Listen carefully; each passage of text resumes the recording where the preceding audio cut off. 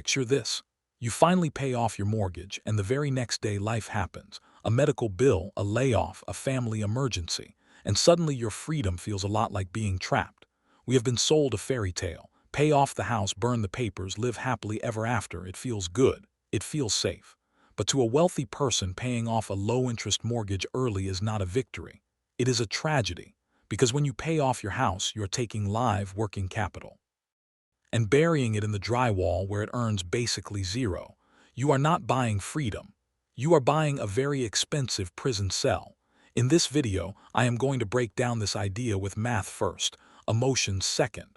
Why many rich people do not rush to pay off their mortgages. Not because they love debt. They usually hate waste. They keep the mortgage because they understand three things most people ignore.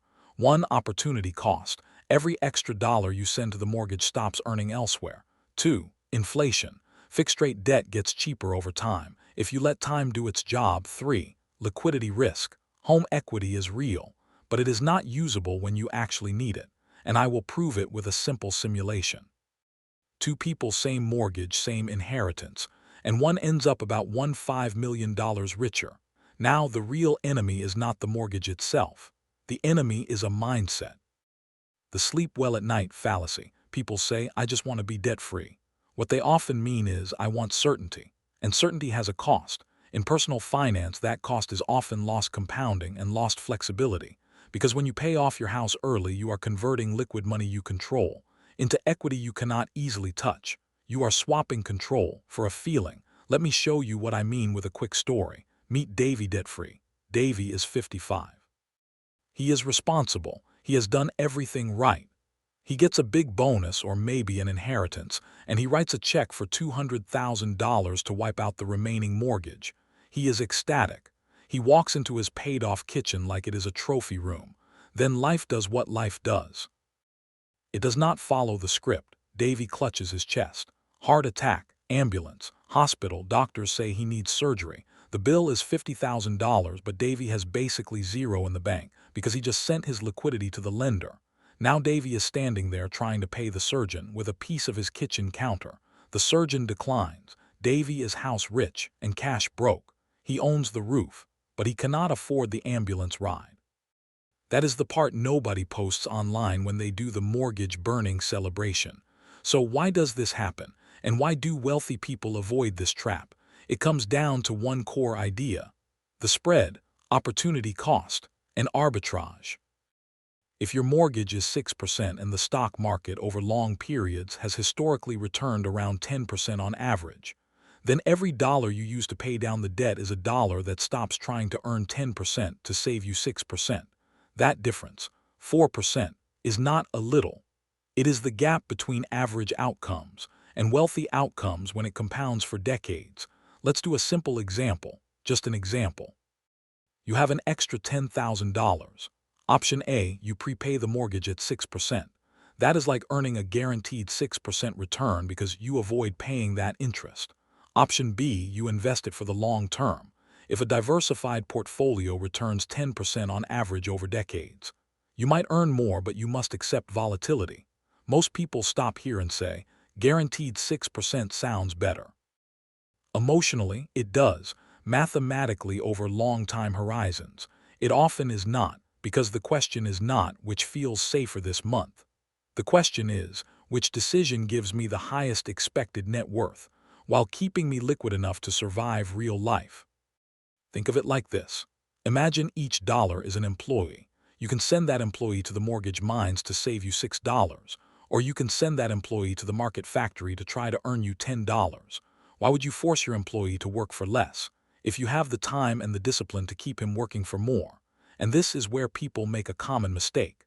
They treat paying off a mortgage like it is automatically responsible, and investing like it is automatically risky. But risk is not just market volatility. Risk is also losing your job, getting sick, having a major repair, or needing cash fast and realizing your money is trapped in your walls. Now let's go deeper, because the rich are not only playing the spread. They are also using inflation, liquidity, and leverage as tools. First, the inflation hedge, letting the bank lose. If you have a fixed-rate mortgage, your payment is fixed in nominal dollars. Let's say your mortgage payment is $2,000 a month. Inflation happens. Over time, the value of money drops. Prices rise. Wages tend to rise over the long run too. Not perfectly, not evenly, but generally. So that same $2,000 payment becomes easier to handle in real terms.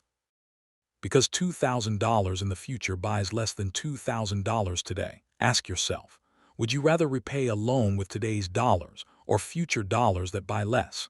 In 2026, $2,000 might cover a big grocery run, utilities, and part of a car payment. In 2046, $2,000 might feel like groceries, and that is it. Same number, different weight. So a fixed-rate mortgage lets you do something powerful. You borrow valuable today dollars and you repay with weaker future dollars. In a way, you are shorting the dollar, and time is on your side. The bank is not stupid. They price this in. But the point remains. Inflation quietly reduces the real burden of fixed payments. A common mistake is treating the mortgage like a moral issue. People rush to erase it even when inflation is doing a portion of the work for them. Now, the second point. And this is the one most people misunderstand when they say paying off the house is safer. Liquidity is king. People say, once my house is paid off, I will be safe. Safe from what exactly? Safe from market fluctuations, maybe. Safe from life, no. Life does not care if your house is paid off before it sends you a bill. Here is the trap: dead equity. Once you send money to the bank, it is gone. If you want it back, you need permission. A HELOC, a refinance, or you sell the house. And here is the brutal rule.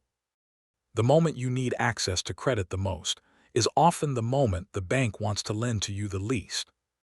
If you lose your job, your income drops, your credit tightens, the economy gets shaky. Good luck getting approved for a nice, flexible home equity line. So while a paid-off house can feel safe emotionally, it can be dangerous financially because it reduces options. It concentrates your wealth into one illiquid asset in one location. Cash in the bank is a shield. Equity in the house is a painting. You cannot eat a painting. Let's do a quick example. Two people both have a net worth of $200,000. Person A has $200,000 of home equity and $2,000 in the bank. Person B has $80,000 of home equity and $122,000 in liquid assets, cash, savings, investments. Who survives a job loss with less stress? Who can pay bills for months without begging a bank? Who has choices? It is not the person with the prettier net worth statement. It is the person with liquidity. A common mistake is confusing net worth on paper with usable money in an emergency. Those are not the same thing. And here is the surprising insight that flips the script. Paying off your mortgage does not remove risk. It often concentrates it into one illiquid asset. Now let's talk about the third deep point. Return on equity decay. Return on equity is a simple question. How hard is your cash working? Paying off your mortgage early can quietly destroy your investment efficiency, especially in real estate because it removes leverage. Let's use clean numbers, just examples. Scenario A, you put 5% down. You put $25,000 down on a $500,000 house. The house goes up 10% in value. That is a $50,000 gain. But you did not put in $500,000. You put in $25,000. So your return on your cash is $50,000 divided by $25,000. That is a 200% return before you factor in costs, taxes, interest, and real-world details. Scenario B, you pay $500,000 cash for the same house. The house goes up 10%, still a $50,000 gain. Now your return is $50,000 divided by $500,000. That is 10%, same house, same appreciation, completely different efficiency. That is what happens when you remove leverage. You turn a high-performance real estate position into something that behaves more like a low-yield savings vehicle. Now, reality check. Leverage adds risk. If your income is unstable, your emergency fund is thin, or your rate is crushing you, you do not maximize leverage. You build stability first. But if you have a manageable fixed-rate mortgage and you are financially disciplined, paying it off early can be a massive drag on long-term wealth. A common mistake is celebrating 100% owned as the finish line, while ignoring that you just trapped a huge pile of capital into a slow-moving asset.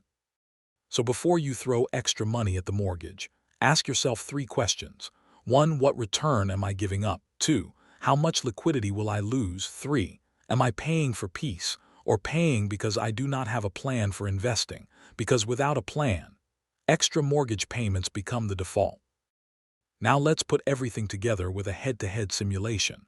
Comfortable Carl versus leveraged Larry, 2 people, same starting point. Both have a $400,000 mortgage at 6%. Both receive a $400,000 inheritance. Comfortable Carl takes the inheritance and pays off the mortgage immediately. He feels safe. He tells friends, "I am finally free." Now that he does not have a mortgage payment, he invests what used to be his mortgage payment, say $2,400 per month, into the market starting now. After 30 years in this example, his house is worth $1 million. His investment portfolio built from monthly investing is worth about $25 million. Total net worth, about $35 million. Carl did not fail. Carl is doing fine. Now leveraged Larry. Larry keeps the mortgage. He takes the $400,000 inheritance and invests it immediately into a diversified portfolio, something broad, low-cost, long-term focused. Like an index fund approach as one possible example, depending on his risk tolerance and time horizon. He continues paying the mortgage monthly from his income.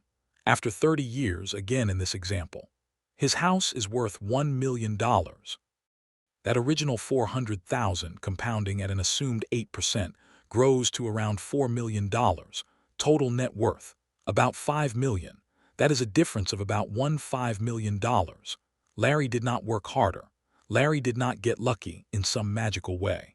He simply refused to bury a large lump sum into an illiquid asset to save a smaller percentage, while giving up a larger compounding rate for decades. Carl's decision felt safer, but it had an invisible price tag, opportunity cost. Now let's land the plane and make this practical.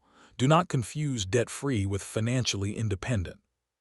Independence comes from assets, flexibility, and liquidity, not just from having a paid-off address. Inflation is your friend when you have fixed-rate debt that is manageable. Time makes the payment cheaper in real terms. Liquidity saves you. Equity just sits there. Cash is a shield. Equity is a painting, and now the big caveat, the one that decides whether this strategy works for you. This only works if you are disciplined enough to invest the difference, not spend it. If keeping the mortgage just turns into lifestyle creep, a nicer car, more subscriptions, bigger vacations, then you are not doing the wealthy person strategy. You are just doing debt, with no upside. So here is a simple framework you can actually use. First, keep a strong emergency fund. The exact number depends on your job stability and responsibilities. But the idea is simple: you need breathing room. Second, if you have a low fixed rate and stable cash flow, consider building assets alongside the mortgage instead of racing to kill it. That can mean diversified investing for the long term, based on your risk tolerance and goals. Third, if your rate is high or your cash flow is tight or the mortgage is genuinely harming your life, paying down principal can be valid. Just understand the trade-off. You are buying certainty with reduced liquidity and potentially lower long-term compounding. Final thought: the bank loves when you pay them back early. They can take your money and lend it again, possibly at a higher rate. Do not do them the favor automatically. Keep the cash, keep the control, and let time and inflation help you do the heavy lifting. If this changed the way you think about mortgages, subscribe for more videos like this. Practical math, real-world trade-offs, and strategies that actually match how wealth gets built. And tell me in the comments, what is your mortgage rate? And if you had an extra $500 a month, would you prepay the mortgage or invest the spread?